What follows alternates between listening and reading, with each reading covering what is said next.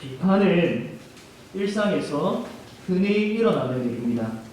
어제도 오늘도 내가 알든지 모르든지 어찌했든지 우리는 누군가를 비판했을 것입니다.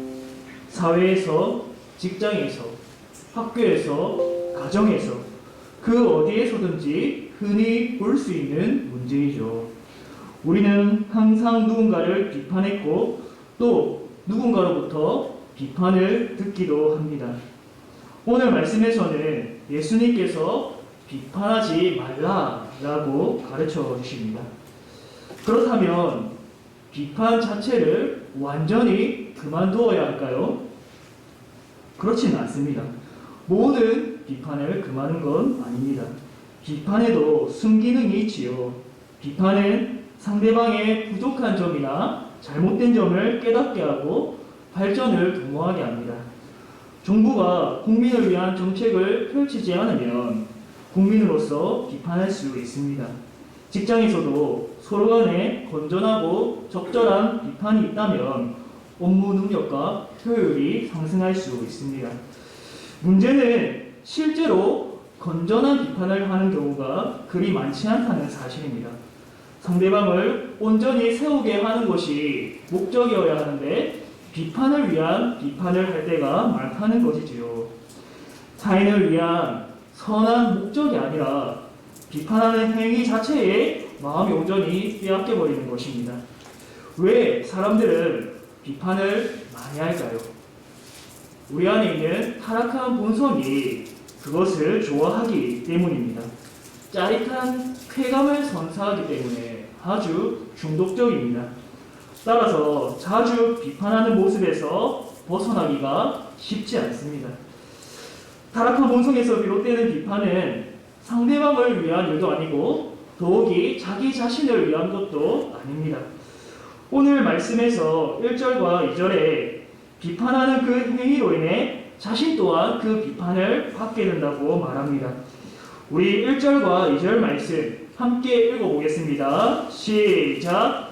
비판을 받지 아니하려거든 비판하지 말라. 너희가 비판하는 그 비판으로 너희가 비판을 받을 것이요 너희가 헤아리는 그 헤아림으로 너희가 헤아림을 받을 것이니라. 아멘. 왜 비판하지 말아야 하는가? 첫째로 자신이 비판을 받지 않기 위해서라도 비판하지 말아야 합니다. 비판을 잘하는 사람들의 특징이 무엇인지 아십니까? 자신이 상대방을 향하여 비판하는 건 좋아하지만 정작 자신이 상대방으로부터 비판을 받는 건 견디지 못해 합니다. 자신에게는 반대하면서 남을 향하여서는 엄중한 잣대를 쉽게 들이밉니다. 혼자 정의로운 척, 걱정해주는 척 하면서 함부로 상대방의 잘못을 지적합니다. 예수님께서는 이렇게 비판하는 자들은 그 비판이 고스란히 자신에게로 돌아오게 된다고 말씀하십니다. 남의 잘못을 그냥 넘기지 못하고 실수를 실수로 보지 못하고 굳이 들추어내서 흠을 잡는 행위가 결국 구매랑이 되어서 자신에게 돌아온다는 것입니다. 자기의 죄는 가볍게 보고 타인의 죄는 아주 크게 보는 것은 지극히 자기 중심적입니다. 자신이 잘못했을 때는 실수이고 타인이 잘못했을 때는 큰 죄를 짓는다고 생각합니다. 예수님께서는 이렇게 전혀 객관적이지 않은 그러한 비판을 하지 말라라고 하십니다. 전혀 공정하지 않은 판단을 그치라고 하십니다. 자신이 마치 재판관인 것처럼 정죄하고 판단하는 걸 그쳐라고 하십니다. 여러분, 세상 사람 중에 온전한 재판관의 자격이 있는 사람이 과연 있을까요? 아무도 없습니다. 완전히 의롭고 완전히 공정하고 완전히 객관적인 사람은 아무도 없습니다. 오직 하나님만이 심판자요 결정이 없는 유일한 재판관이십니다. 사람들의 흠을 잘 들추어내는 사람은 똑같이 다른 이들에 의하여 그러한 판단을 자신도 받을 것입니다. 자신이 가혹하게 엄격한 잣대를 다른 사람에게 들이댔듯이 본인도 다른 사람에 의하여 엄격한 잣대 앞에 서게 될 것입니다. 그리고 주님 앞에서도 그 잣대로 판단받게 될 것입니다. 마지막 날, 심판의 날에 주님 앞에 서게 될 때 자신이 들이댄 그 기준으로 주님이 그를 판단하실 것입니다. 그리고 그를 이렇게 추궁하실 것입니다. 내가 그를 향해 아직 심판을 유보했는데 너는 왜 그러지 않았느냐? 심판은 내게 속한 것인데 왜 네가 나서서 내가 시키지도 않은 심판자의 행세를 했느냐? 내가 너를 보면서 얼마나 오래 참고 기다려 주었는지 모르느냐? 네가 너를 얼마나 용서해주고 너의 허물을 덮어주는지 정말 모르느냐? 너는 그러한 은혜를 받았음에도 어찌하여 너도 형제와 이웃에게 그렇게 하지 않았느냐? 성도 여러분, 마지막 날 우리 모두는 한 사람도 빠짐없이 주님 앞에 서게 될 것입니다. 그날에 우리 모두가 주님으로부터 이런 죽음을 받지 않게 되기를 바랍니다. 그러기 위해서는 남을 함부로 판단하지 말아야 합니다. 주님이 계신 재판관의 자리를 넘보지 말아야 합니다. 주님이 나를 향하여 오래 참고 기다려 주었듯이 우리도 조급하게 나서지 말아야 합니다. 왜 비판하지 말아야 하는가? 둘째로, 외식하는 자가 되지 않기 위해서 비판하지 말아야 합니다. 우리 3절과 4절 말씀 함께 읽어보겠습니다. 시작! 어찌하여 형제의 눈 속에 있는 티는 보고 내 눈 속에 있는 들보는 깨닫지 못하느냐? 보라, 내 눈 속에 들보가 있는데 어찌하여 형제에게 말하기를 나로 내 눈 속에 있는 티를 빼게 하라 하겠느냐? 아멘. 쉽게 자주 비판하는 사람의 특징은 자신을 정직하게 성찰하지 못하는 데 있습니다. 자기 자신을 모릅니다. 자신이 얼마나 이중적인 사람인지 깨닫지 못합니다. 자신은 옳고 다른 사람은 틀리다 라는 흑백 논리에 갇혀서 헤어나오지 못합니다.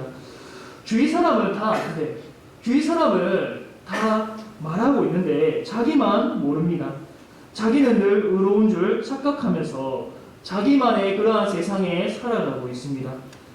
안타까운 건 주위에서 그를 향하여서 건전한 비판을 한다 해도 쉽게 인정하지 않습니다. 왜냐하면 자신은 옳고 상대방은 틀리다고 항상 생각하기 때문에 그 비판을 받아들이지 않습니다. 특히 권위주의자들은 자신보다 낮은 위치에 있는 사람의 이야기를 잘 들으려고 하지 않습니다. 권위주의 의식을 가진 어른들은 어린아이들의 말에 귀를 기울이지 않습니다. 훈계하기를 좋아하지만 어린아이로부터 비판받을 만한 게 자신에게는 전혀 없다고, 자기는 아이가 비판할 거리가 없다고 생각합니다. 특히 서열 문화의 영향을 많이 받고 있는 이 한국인들은 권위주의에서 자유하기가 쉽지 않습니다. 그럼에도 훈계하기를 좋아하는 어른을 젊은 사람들이 좋아할 리가 없습니다. 물론 젊은이들은 어른들로부터 많은 것을 배워야 합니다. 많은 것을 본받아야 합니다. 그러나 자기 말만 하고 낮은 사람인 자신의 말을 들어주지 않고 쉽게 판단하고 쉽게 훈계하고 함부로 말하고 하는 그런 어른은 절대로 좋아하지 않습니다. 반기지 않습니다. 아무리 옳은 말이라 해도 귀담아 듣지 않습니다. 그렇게 하는 사람은 젊은이로부터 꼰대라는 말을 듣게 됩니다. 즉 말을 많이 하는 자는 무엇보다 먼저 자신을 돌아볼 수 있어야 하죠. 자신은 항상 옳고 상대방은 틀리다라는 이런 미분법적인 사고방식에서 해방되어야 합니다. 자신의 들보는 보지 못하면서 남의 티는 크게 보고 아주 크게 보고 빼내려고 하는 것은 위선자가 하는 행동이죠. 자기 눈에는 커다란 들보가 있는데 보지 못하고 남의 눈에 있는 아주 좁쌀만한 티를 빼내려고 한다면 상대방이 볼 때에 얼마나 뻔뻔하게 보이겠습니까? 저는 주중에 비판에 관하여서 묵상하면서 설교를 준비했습니다. 그런데 묵상하면 할수록 설교 준비가 더 어려워졌습니다. 사실 오늘 본문이 그렇게 어렵지 않습니다. 아주 간단하고 명료합니다. 하지만 준비하면 할수록 제가 바로 그 위선자라는 것을 깨닫게 되었습니다. 의식 있는 사람인 척하면서 의식 있는 것처럼 행사하면서 다른 이들에 대해서 너무 말을 쉽게 자주 내뱉었던 내 모습을 보게 되었습니다. 나를 돌아보면서 자신을 바꾸기보다 상대방을 보았고 그 사람을 바꾸려 했던 위선자를 보았던 것입니다. 오늘 말씀을 전하기 위해서 누구보다 나를 먼저 돌아보아야 함을 깨달았습니다. 사랑하는 성도 여러분, 먼저 자신에게 있는 들보를 볼 수 있기를 바랍니다. 내 눈의 들보는 크게 보고 형제의 키는 작게 보는 그리스도인이 되기를 바랍니다. 내게 있는 들보를 현미경으로 보듯이 아주 크게 보고 그렇게 빼고 난 뒤에야 비로소 형제의 키를 뺄 수 있는 최소한의 자격이 주어질 것입니다. 마지막으로 주님이 허락하시는 비판에 관해서 전하고자 합니다. 형제와 공동체를 세우는 비판, 순기능을 하는 비판은 자신에게 있는 큰 들보를 빼낸 자가 할 수 있습니다. 자신에게 있는 들보는 보지 못하고 형제의 티를 뺀다는 것은 모순입니다. 비판하기 전에 내 안에 있는 들보의 정체를 알아야 합니다. 그 정체가 무엇인가? 바로 사랑이 결핍된 나의 마음입니다. 비판의 순기능은 잘못을 고치게 하고 발전하게 하고 성숙하게 하며 죄에 대해서는 이를 깨닫고 돌이키게 하는 계기를 마련해 줍니다. 그러나 자신 안에 형제를 사랑하는 마음이 있는 자는 그 비판을 삼키고 또 삼킵니다. 나는 과연 허물이 없을까? 내가 그의 잘못된 점에 대해서 지적할 때 그가 혹여나 상처받지는 않을까? 그의 개인적인 사정도 모르면서 내가 함부로 비판하는 게 아닐까? 내 비판이 그에게 유익할까? 주님의 몸된 교회를 세우는 비판일까? 아니면 주님의 몸에 상처만 남기는 행위일까? 정말 주님을 사랑하고 형제를 사랑하는 자라면 함부로 비판하지 않습니다. 비판하기 전에 먼저 그를 위하여 기도하고 애통해야 합니다. 그를 이해하려고 합니다. 섣부르게 조급하게 판단하지 않습니다. 욥기에 보면 욥과 그의 친구들이 결론하는 내용이 아주 길게 나옵니다. 욥기는 총 42장까지 있는데 3장에서 37장까지는 욥과 친구들과의 변론이 기록되어 있습니다. 욥과 친구들은 무슨 변론을 이렇게 방대하게 아주 길게 했을까요? 욥은 당대의 가장 의로운 자라고 평가받았습니다. 그런데 어느 날 욥에게 있는 가축과 종들과 자녀들까지 한날 한시에 다 죽어버리는 참변을 당합니다. 그 소식을 들은 친구들이 그를 위로하기 위해 찾아갔습니다. 그를 위로하기 위해 찾아갔는데 실제로는 욥에게 위로는커녕 그의 마음에 상처만 남겨주었습니다. 친구들은 이 모든 말들이 욥을 위한 것이라며 이렇게 말했습니다. 모든 일이 하나님의 손에 달려있기 때문에 이것이 내게 일어난 것은 우연이 아니다. 네가 지은 죄가 분명히 있기 때문에 하나님이 너를 벌하신 것이다. 그러니 너는 내게 있는 죄를 살피고 그분께 용서를 구해라. 그러면 하나님이 너에게 은혜를 베푸실 것이다. 친구들이 하는 말을 찬찬히 읽어보면 한편의 완전한 설교에 가깝습니다. 이 친구들의 말을 보면 나도 저렇게 말하고 싶다. 나도 저렇게 하나님에 관하여서 설교하고 싶다. 라는 그런 생각마저 들게 합니다. 원론적으로는 그들의 말이 흠잡을 데가 없습니다. 하지만 욥을 위한답시고 한 말은 욥을 더 힘들게 했습니다. 욥은 하나님에게 이런 벌을 받을 만한 죄는 결코 지은 적이 없다라고 말합니다. 물론 의로우신 하나님 앞에 내세울 의는 없지만 이런 변을 당하게 하는 그런 죄는 짓지 않았다라고 합니다. 하나님이 내게 왜 이런 벌을 주셨는지 자신은 도무지 모르겠다라고 말합니다. 결국 뒷부분에 하나님께서 나타나셔서 친구들의 말이 옳지 않다, 욥에 관하여서 한 말이 옳지 않다라고 하십니다.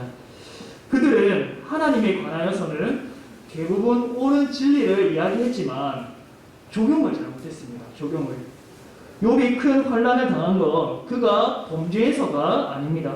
오히려 그는 당대에 가장 의롭고 경건한 사람이었습니다. 환난을 당한 건 그가 죄를 지어서가 아니라 사탄이 그를 시험했고 하나님이 이를 허락하셨기 때문입니다. 욥은 하나님이 사탄 앞에서도 자랑할 만큼 아주 경건한 사람이었습니다. 사탄이 이런 하나님의 자랑을 빼앗기 위해 욥을 시험하고자 했고 하나님은 그의 도전을 받아들이신 것이지요. 이 모든 건 천상에서 하나님과 사탄 사이에서 일어난 일이지 욥의 죄로 인해서 된 것이 아닙니다.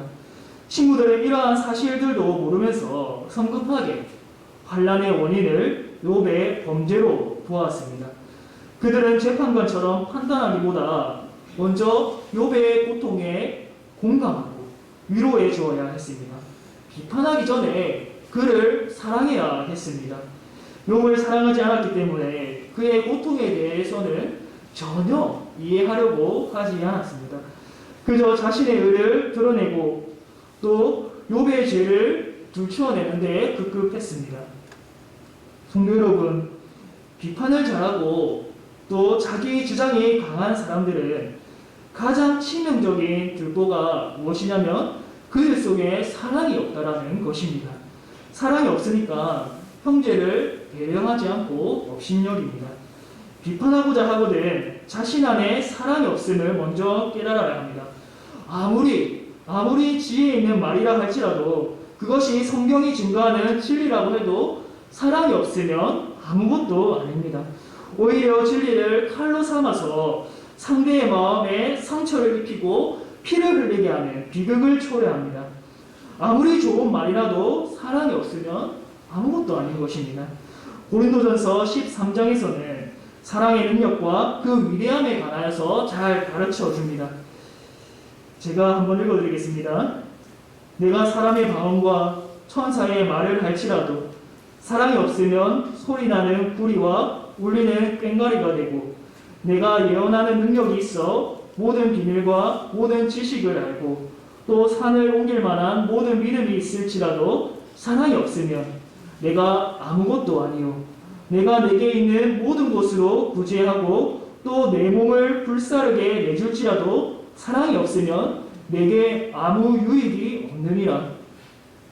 사랑은 오래 참고 사랑은 온유하며 시기하지 아니하며 사랑은 자랑하지 아니하며 교만하지 아니하며 무례히 행하지 아니하며 자기의 유익을 구하지 아니하며 성내지 아니하며 악한 것을 생각하지 아니하며 불의를 기뻐하지 아니하며 진리와 함께 기뻐하고 모든 것을 참으며 모든 것을 믿으며 모든 것을 바라며 모든 것을 견디느니라.